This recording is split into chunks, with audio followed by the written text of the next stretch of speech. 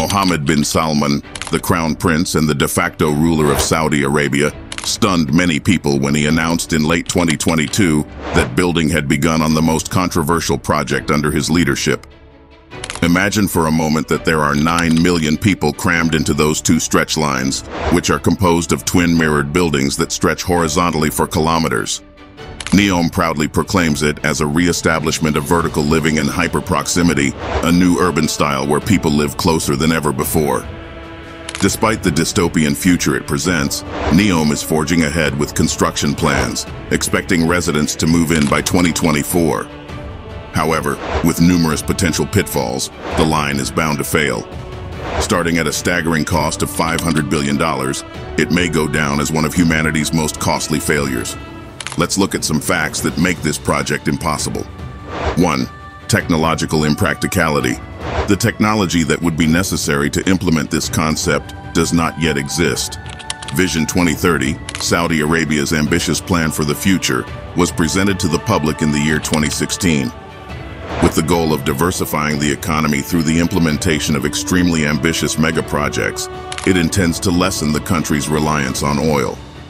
Keeping this in mind, the Crown Prince has announced 3 more significant NEOM initiatives, which are here. The Octagon is a floating port and logistics center that has a distinctive octagonal shape.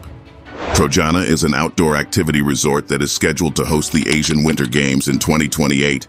And finally, there is the Line, which promises to be a fully constructed vertical 3-dimensional city that is anticipated to house 9 million citizens. This project is an immature materialization of an extremely ambitious concept known as zero-gravity urbanism. According to this concept, residents of this project have direct access to amenities that are all within a 5-minute walk, or by riding a train that has a transit time of 20 minutes from end to end throughout the neighborhood. There will be 3 stages of construction for the line: a pedestrian layer at the surface level, a lower service layer, and an even deeper transportation spine to accommodate ultra-high-speed transit. The videos that are being used to promote the line provide viewers with a glimpse into a world where there are no automobiles, streets, or pollution. The layered vertical city is said to reduce the urban barriers that currently restrict social inclusion. However, the opinions of experts indicate that these objectives are not possible.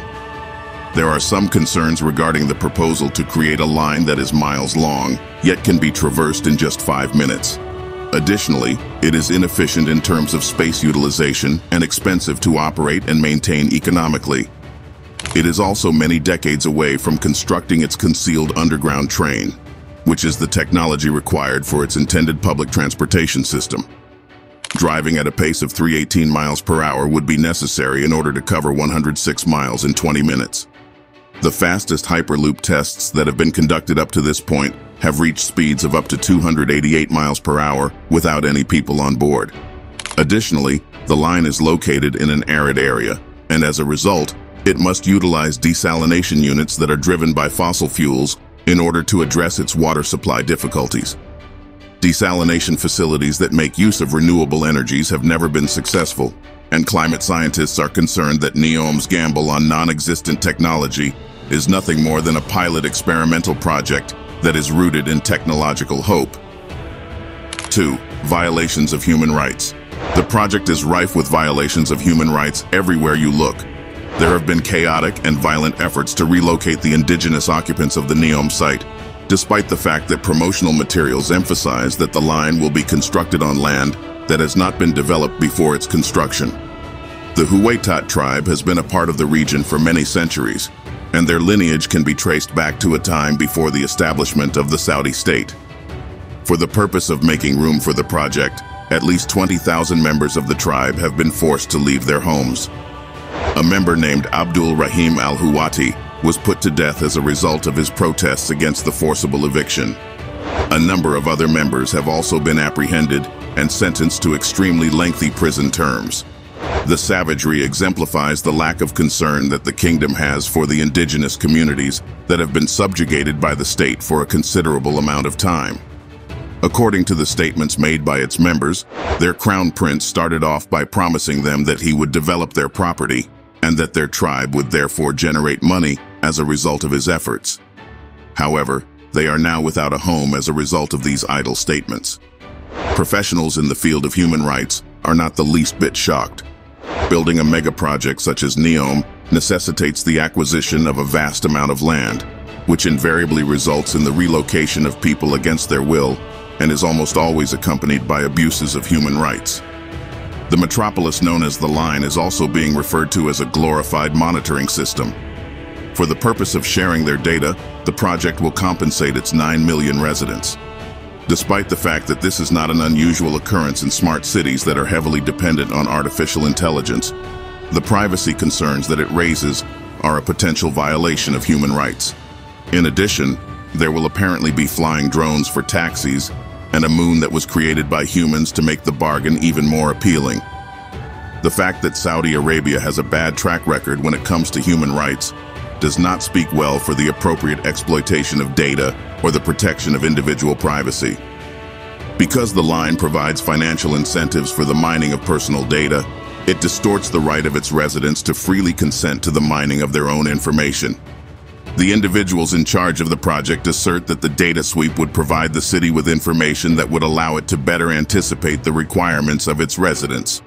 Yet analysts continue to be doubtful. 3. Environmental impact. The project is a catastrophe for the environment. In the case of the Line, there has been no shortage of exaggerated claims made, but even the most optimistic individuals are not going to be misled by this one. The project asserts that it would produce zero carbon emissions, yet it is difficult to comprehend how this massive undertaking could possibly be sustainable in any way. It has been determined by specialists that the construction of this structure would result in the emission of more than 1.8 billion tons of carbon dioxide, which is comparable to more than 4 years' worth of emissions from the United Kingdom. In addition, biofuturists argue that the architecture of the Line, which consists of horizontal stretch and vertical reach, would have potentially devastating effects on creatures that travel throughout the region. In the course of their trek in the desert, all kinds of species will be impeded by barriers of this length. NEOM also asserts that its exterior will ensure that the city would blend in with its desert surroundings. Yet, the mirrored walls of the project may disrupt migration and pose a significant risk for birds to collide with them. Birds are known to migrate annually through the Red Sea, which is also the route that the project will be built along. The mirrored walls have the potential to mislead birds, which could result in their accidental death. However, the leafy species and the promotional materials are not native to Saudi Arabia, which may put the local ecology in jeopardy. The concept images for the Line also depict a lush city garden that is designed to make citizens feel more connected to nature. There is a possibility that artificial ecosystems, such as the ones that NEOM has proposed, could perhaps introduce invasive plant or animal species that pose a harm to the local environment. There is also the possibility that insects such as ants and mosquitoes could migrate through these imported plants, bringing with them the potential for harm to human health. 4. Functionally inefficient design.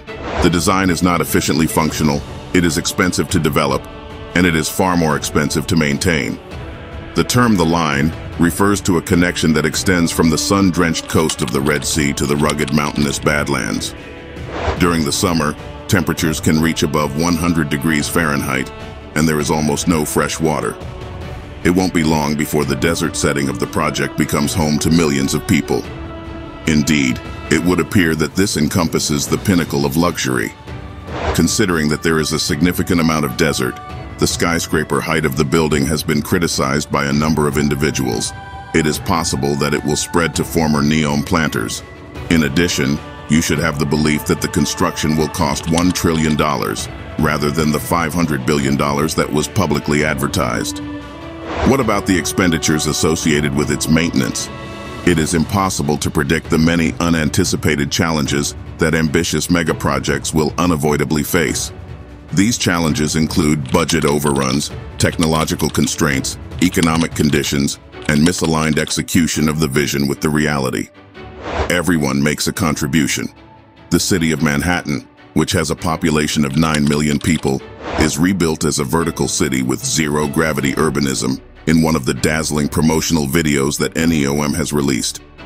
It is anticipated that the line will have the same number of populations by the time it is finished. With the help of this marketing strategy, the initiative intends to persuade unconvinced individuals that the ideas of their futuristic design may be utilized to remodel densely populated cities. According to reports, the Crown Prince also conveyed to the creators of the project that he had a preference for the cyberpunk aesthetic, which is characterized by a significant juxtaposition of artificial intelligence and advanced technology with an impressive and dystopian group of people. Additionally, NEOM recruited advisors whose portfolios have been based on Hollywood films that are oriented on dystopian and fantasy themes. This group of designers has contributed to the creation of the visual styles for the films Guardians of the Galaxy and I Am Legend. Developing fictitious cities for the big screen is one thing, but urban planning in real life is not like playing a game like SimCity with an undo button. Much like its competitors in the region, Saudi Arabia has a history of mega projects that have been abandoned, which are considered to be yet another billion-dollar cemetery in the desert sand. To put it into perspective, the level of scrutiny that surrounds NEOM and the line is unparalleled. Does this contentious initiative consist of nothing more than a massive social experiment?